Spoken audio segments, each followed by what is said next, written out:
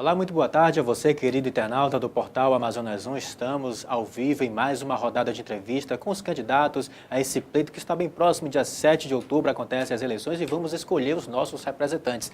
E hoje está conosco aqui o presidente da Câmara Municipal de Manaus e candidato ao cargo de deputado estadual, o vereador Wilker Barreto, do PHS. Seja bem-vindo ao portal Amazonas 1. Boa tarde a todos os amigos que acompanham ao vivo as nossas entrevistas do Amazonas 1. Certo? Eu quero me colocar inteira disposição para que nós possamos discutir os problemas de Manaus, do Amazonas, falar um pouco da Câmara Municipal de Manaus, dos feitos, das metas agora para os 90 dias finais da minha gestão. Estou à inteira disposição, Tiago. Então vamos lá, queria, antes de começar a nossa entrevista, candidato, falar sobre um pouco do seu currículo. Ele é amazonense, tem 42 anos, casado, formado em economia e pós-graduado em gestão e políticas públicas e também em engenharia, economia e negócios e mestre em sustentabilidade e meio ambiente. Está em seu terceiro mandato como vereador e é atualmente presidente da Câmara Municipal de Manaus.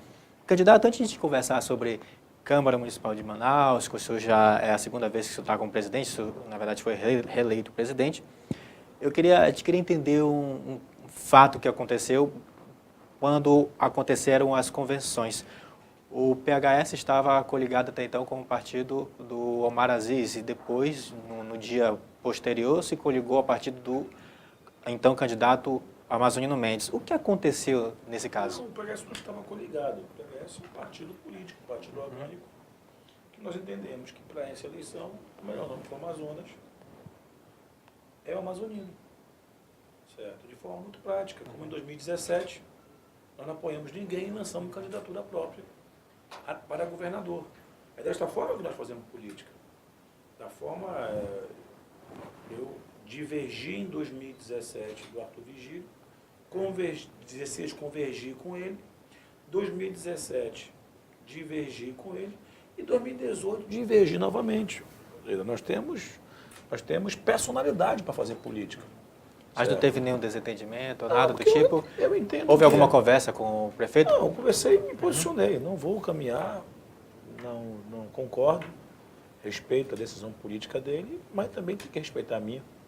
Então o senhor falou que o senhor foi, na verdade, o senhor foi candidato nas eleições 2017. de 2017 a suplementar. Não passou pela sua cabeça concorrer a essa eleição novamente, a tentar o cargo de governador do estado do Amazonas? Olha, eu fui num projeto de consolidação de propostas e ideias. Tanto é que as minhas ideias defendidas, e aí a história não mente, revisão de contratos, o Amazônia colocou em prática, defendo a volta do setor primário produzindo na cadeia de alimentos para gerar empregos para a cidade. Falei isso com o governador. Eu não mudei nada das minhas ideias, sou economista. O que eu acredito que combate miséria e violência é emprego e renda.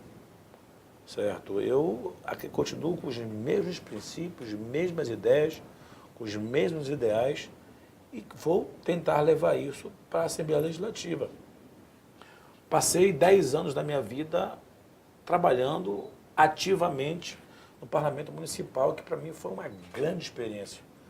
Cheguei ao maior cargo da Câmara por 2 vezes. Estou há 4 anos presidindo a Câmara com inúmeros feitos administrativos, certo? Que me orgulha muito, toda a minha equipe, porque ninguém faz nada sozinho, certo? Eu vejo que eu tenho condições de contribuir para discussões políticas e econômicas. E o PHS irá marcar posição, certo? Nós não fazemos política com fígado, nós fazemos política em oposição aos problemas de Manaus e os problemas do Amazonas. O crescimento do PHS também foi grande, né? O senhor tinha poucos vereadores, inclusive, na Câmara do PHS, e agora temos uma maior bancada. Nós temos 8 vereadores na Câmara. Acredito que a coligação do PHS faça 3 deputados, 2 dele do PHS. Temos um fortíssimo candidato a deputado estadual, que é o meu amigo apóstolo Marcelo Alexandre, certo? Que é um nome bom, nome leve para a Câmara Federal. O PHS hoje é um partido protagonista, participa ativamente das eleições municipais e estaduais. Tivemos a coragem, como bem tu falou, de disputar eleições majoritárias. Esse é o PHS. É um partido de personalidade. Não é um partido de cabresto e nem é um partido que se subjuga a vontades de A, B e C. Nós temos personalidade. Tem uma liberdade, então, de Sim, escolher o caminho que vai trilhar. lógico, de uma forma muito clara, certo? Nós não temos amarras com ninguém. Entendi. Candidato, o senhor como presidente da Câmara, o senhor pegou a Câmara, vamos dizer, um déficit grande.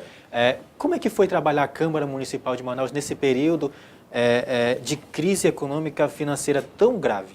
Ao mesmo tempo que foi um grande desafio, Tiago, foi ao mesmo tempo a melhor experiência que eu já tive na minha vida como gestor. Conheci pessoas altamente qualificadas, aprendi muito com elas. Obviamente que a minha formação acadêmica me ajudou muito. Eu gosto de trabalhar com números. Fiz medidas, no primeiro momento, antipáticas. Eu fui o presidente que, no primeiro mês, cortou hora extra. Eu fui o presidente que reviu todos os contratos da Câmara nos primeiros 60 dias. Eu fui o presidente que cortou o leite, que baixou a diária de vereadores, que não aumentou o salário de vereadores na 16ª legislatura. Eu sou o presidente que nós realinhamos toda a matriz de internet, que reformou a mini Vila Olímpica de Santo Antônio. Não foi eu que fiz a obra, mas quem deu o dinheiro fui eu para a prefeitura. Com muito esforço. Eu fui o presidente que assumi a Câmara com 4 milhões negativo. Com 4 milhões negativo. E no meu primeiro ano de 2015 eu já estava no azul.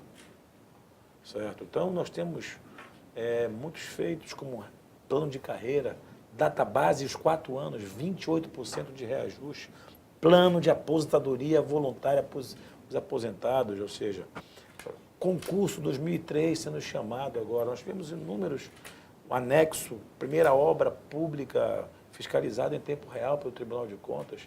E aqui eu quero mandar um abraço e em todo respeito ao Tribunal de Contas, porque é um parceiro da Câmara nessa...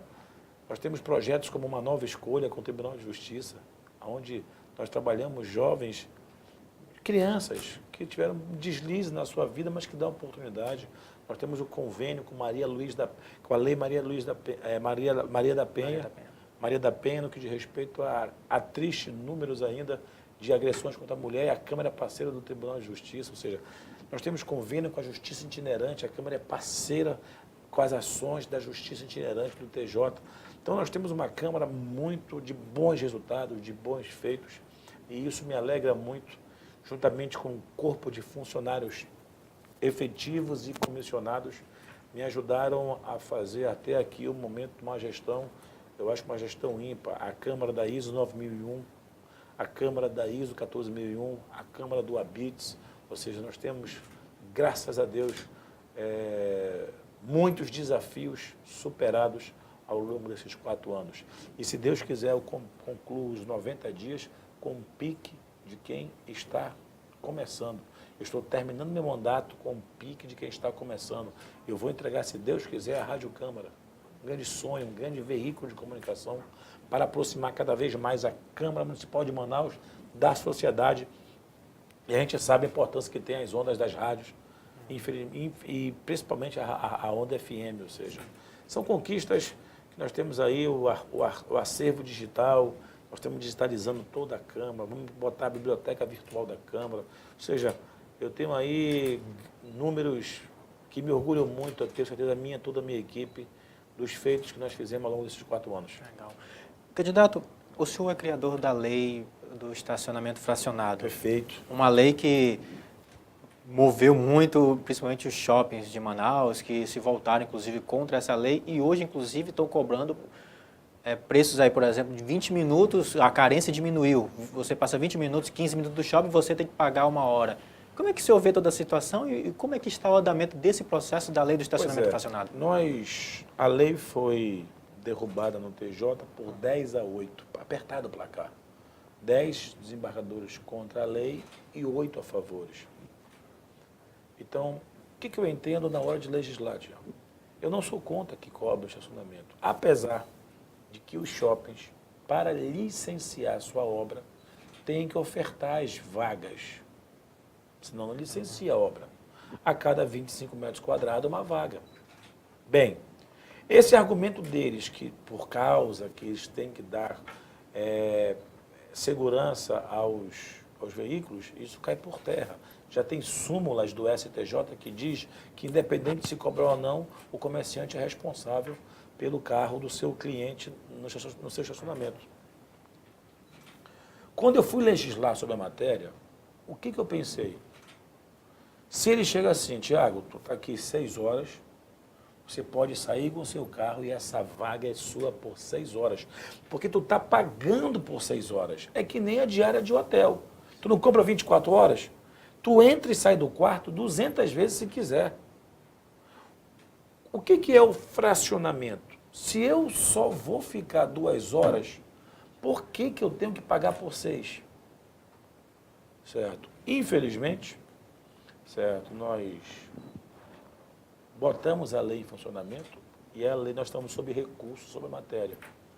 A Câmara está recorrendo, agora o processo judiciário é um pouco lento, certo? Mas eu ainda acredito que o fracionamento é o mais justo, porque permite que o consumidor só pague por aquilo que ele está utilizando. Ou o shopping precisa mudar, dizer o seguinte, não, seu Tiago, só pode usar o período que o senhor está comprando. Porque o que eles fazem? Eles comercializam a mesma vaga 3 vezes. O Tiago vai, paga R$6 por 6 horas e só usa 2. Aí vem o Wilker, para na mesma vaga, ou seja, só quem está ganhando com isso é o shopping. E o que ficou muito claro com a lei de funcionamento é que os shoppings deixaram muito claro para a sociedade que estacionamento para ele é meio de vida. Ao contrário daqueles lá do centro, que vivem, é atividade fim. Mas parece que para os shoppings, o estacionamento também é atividade fim, atividade meio não. Entendi. Eu faço essa pergunta porque tem muitos usuários, muitas pessoas que vão ao shopping e que atribuem o tempo de carência que diminui à lei do estacionamento fracionado. Então existe uma discussão muito grande quanto a isso.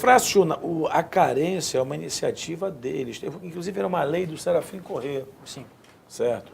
Uma lei do Serafim Corrêa. O problema é que o poderio econômico do setor de shoppings é muito forte. Imagina quanto é que esses estacionamentos faturam por dia em Manaus. O intuito do legislador, que nem é o nosso, é garantir que o consumidor pague por aquilo que ele realmente usou, gastou. Não ficar enchendo os bolsos de uma meia dúzia de empresários, na minha opinião, estão usurpando. Isso é usura. A Câmara comprou duras brigas, mas infelizmente 10-8 caiu a lei e nós estamos recorrendo. Ainda tem possibilidade então? Com certeza, nós estamos recorrendo. Candidato, o senhor também é criador da lei das filas de preferência nas filas. Perfeito. Isso é uma Como lei é que está a importante. situação? Porque, por exemplo, eu frequento algumas loterias, alguns lugares onde tem caixas, e a gente não vê essa lei sendo cumprida. O que está acontecendo?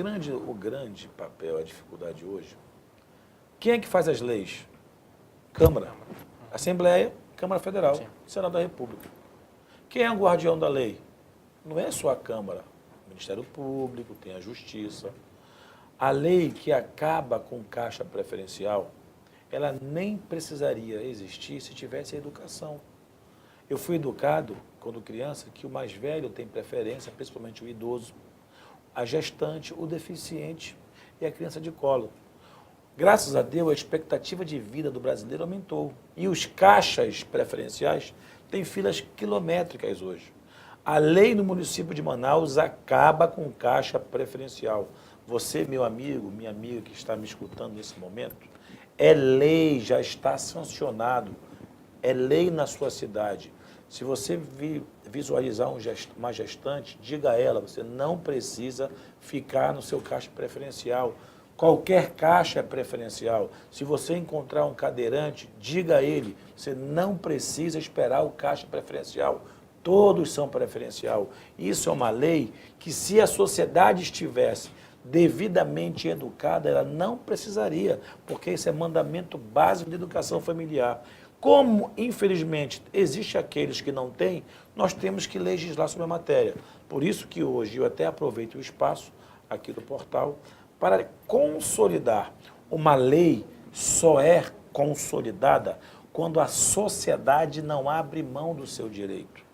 Então eu digo para você, minha amiga, meu amigo, não abra mão do seu direito. É lei e nós temos que cumprir.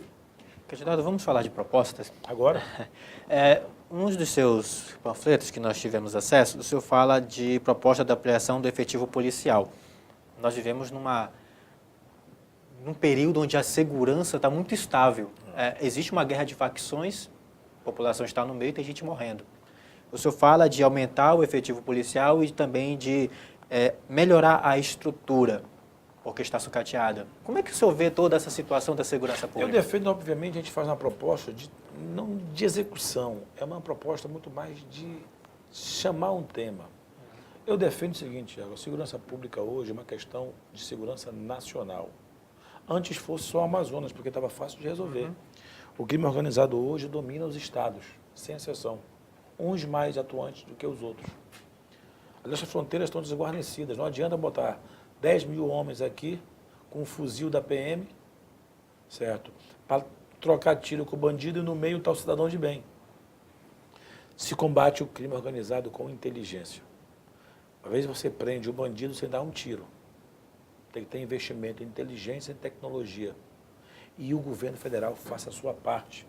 Abra uma linha de crédito para os estados e municípios. Estados no que diz respeito à PM, inteligência, e municípios no que diz respeito às guardas municipais. Para, com isso, num conjunto de políticas públicas, enfrentarmos a problemática da segurança. Se você andar aqui as fronteiras do Amazonas, não tem nada, não tem efetivo. O corredor de droga, de armas está aberto. Como é que a gente pode acabar com uma hemorragia se o braço continua sangrando? É a mesma coisa a segurança pública. O Amazonas ficou rota do tráfico de droga internacional. Isso são políticas de segurança.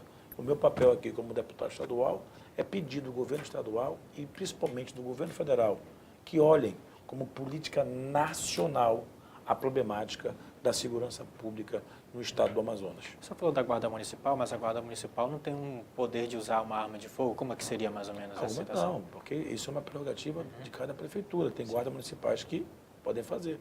Agora, aqui em Manaus ainda não... O que eu não acho justo é que tenha que partir dos recursos do município para isso.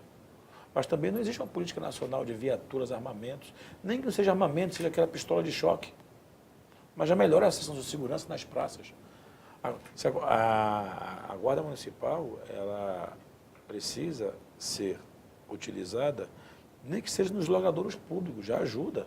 Agora, eu não posso pedir que um pai de família que está atrás de uma farda da Guarda Municipal exponha a sua vida com um cacetete, certo? Nem que seja contra uma faca. Tem que ser muito habilidoso para você, contra um cacetete, evitar uma pessoa com uma arma branca, certo? Mas eu acredito que aquela pistola de choque, já obviamente já daria, pelo menos ao policial, à Guarda Municipal, o distanciamento necessário para imobilizar. Dependendo, se for arma de fogo, não tem jeito. Você, como deputado, o senhor iria pedir ou propor que intervenções do governo federal na fronteira? Como deputado estadual, a gente pode falar pelo Estado, não tenho dúvida disso. Nós temos em Tabatinga as 3 Forças Armadas lá, certo? É um desperdício para a nação. 3 mil homens não dentro de um quartel. Precisamos tratar a Política Nacional de Segurança Pública de forma efetiva, não de brincadeira. As fronteiras do Brasil, os nossos irmãos brasileiros estão expostos aos piratas do Rio, certo? Em toda a região, certo? Nós temos Exército Brasileiro, nós temos as Forças Armadas presentes em Tefé, no Médio Amazonas, nós temos as Forças Armadas presentes no Alto Solimões e nós temos no Alto Rio Negro. Tu quer melhor desempenho das Forças Armadas do que proteger seus próprios brasileiros? Contra o tráfico de droga, contra o garimpo, a exploração... Ou seja, eu defendo isso. Eu quero ir para a Assembleia é abrir essa discussão, certo? A gente sabe disso, você acompanhou. Eu, como presidente da Câmara, eu limitei o uso, as homenagens na Câmara. 2 homenagens por ano, e quando o vereador usa, certo? E nós não usamos. Então, eu tenho certeza que a Assembleia pode render muito mais do que apenas ser uma casa de homenagens e medalhas, né? Candidato no ramo da economia, é a sua praia. Gosto. Sinceramente, né? Sim. O senhor tem propostas de alavancar a economia do Estado. A gente vive numa crise financeira e está ainda numa crise financeira. O Estado do Amazonas está nela, estamos no Brasil.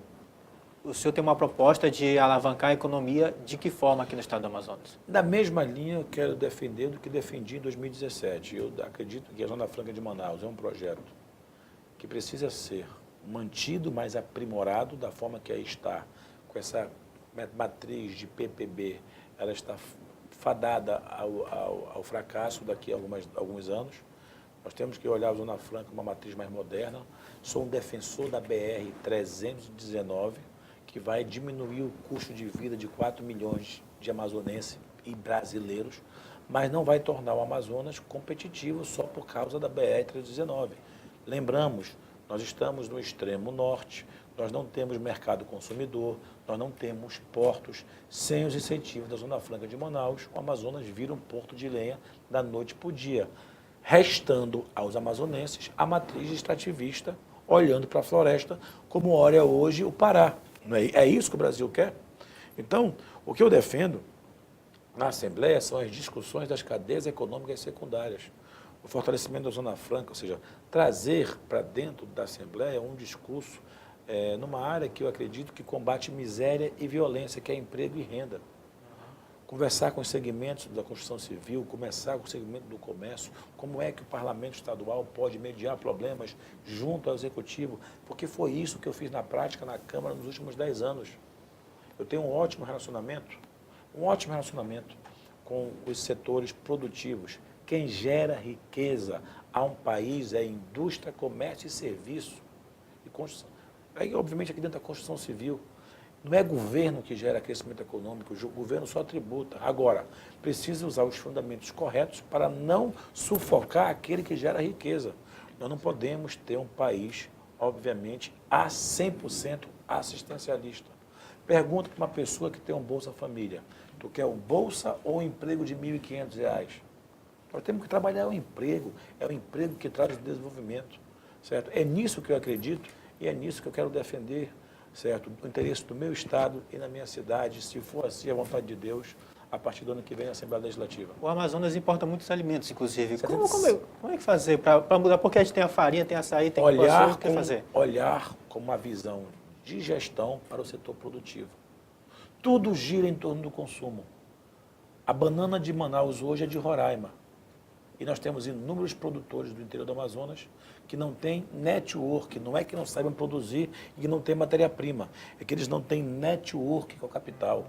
A ADS precisa ser reformulada, ela precisa apresentar o seu Oséias, meu querido amigo Oséias, lá de Itapiranga, o maior produtor de banana de Itapiranga, ela precisa fazer a ponte do seu Oséias para os grandes mercados aqui. Não deixar o seu Oséias refém de atravessador. E olha que Itapiranga é 3 horas de carro de Manaus. O que nós precisamos, gente, é fazer gestão no setor primário, porque nós temos 2.400.000 habitantes que consomem alimentos diariamente. Isso é uma cadeia de negócios que cresce da noite para o dia. Payback de curtíssimo prazo. Muitos já estão plantando, muitos já têm o seu produto, só que falta o quê? A mediação. É nisso que eu quero ajudar o governo nesse sentido. Legal. Candidato, para a gente encerrar a nossa entrevista, eu queria fazer uma última pergunta para o senhor. O senhor foi líder do prefeito municipal na Câmara Municipal de Manaus.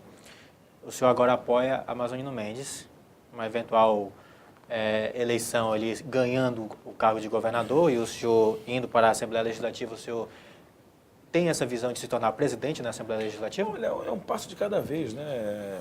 Você presidir uma Câmara não é só você querer. Obviamente que eu levo para a Assembleia, se for assim a vontade do povo do Amazonas, um case de experiência. Mas eu não nutro muita expectativa de que já querer chegar logo para a janela. Você tem que percorrer seu espaço, tudo é conjuntural, certo?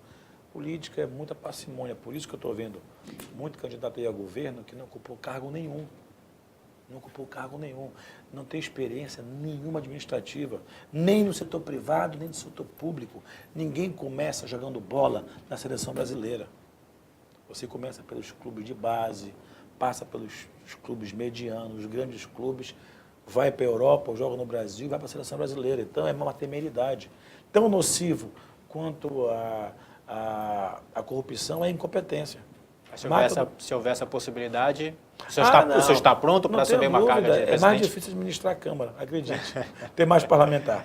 Candidato, vou deixar esse último minuto para o senhor se direcionar ao seu eleitor. Posso e falar conversar o com número? ele. Pode, fique à vontade. Olha, eu agradeço, Tiago, agradeço todos os amigos aqui do portal.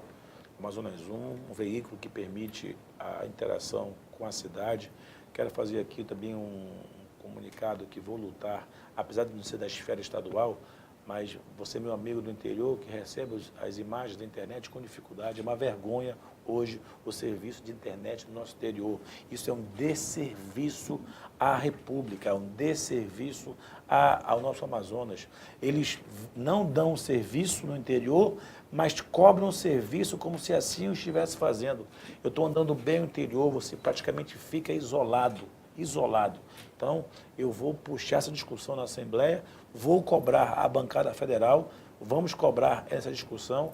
Eu quero emprestar um pouco da minha juventude, experiência adquirida na Câmara Municipal de Manaus. Meu número é 31031.